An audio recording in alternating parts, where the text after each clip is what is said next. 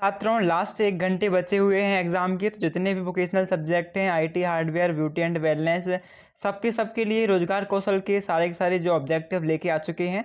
सो आप लास्ट घंटे में इन सारे ऑब्जेक्टिव को एक बार पढ़ लीजिए, देख लीजिए, बस देख लोगे तो आपको याद हो जाएंगे।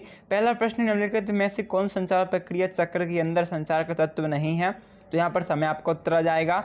दूसरा प्रश्न, आपको कार्य छुट्टी पर के लिए आवेदन करने की आवश्यकता है, आप संचार की कौन सी विधि का उपयोग करेंगे, तो ईमेल का उपयोग करेंगे। प्रेषक अपने संदेश किस तरीके से भेज सकते हैं, तो बोलकर भेज सकते हैं।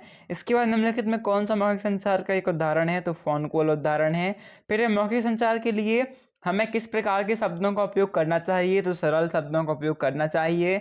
देन है हम ईमेल का उपयोग क्यों करते हैं, तो इसे भी पढ़ लीजिए बहुत अच्छे से, दस्तावेजों और फाइलों को साझा करने के लिए। इसके बाद सातवां है, इनमें से कौन सा एक सकारात्मक चेहरे की अभिव्यक्ति है, तो ध्यान केंद्रित करते हुए व्यग्र देखना, इसे भी पढ़ लो।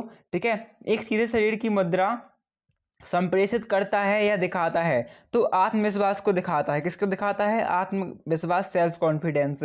नाइन्थ, इनमें से कौन सा कार्यस्थल पर एक गैर मौखिक संचार नहीं है, तो माध्यम गति से बात करना। ठीक है, क्या माध्यम गति से बात करना स्थल पर एक गैर मौखिक संचार नहीं है, बल्कि ये मौखिक संचार है। ठीक है, बात करने का मौखिक संचार हो जाएगा।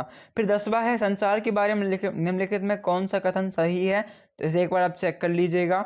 देन नेक्स्ट ऑब्जेक्टिव देखें तो वो है 11वां, इनमें से कौन सा सकारात्मक प्रतिक्रिया के उदाहरण है, तो बहुत बढ़िया, आपके लिए काम में सुधार हुआ है।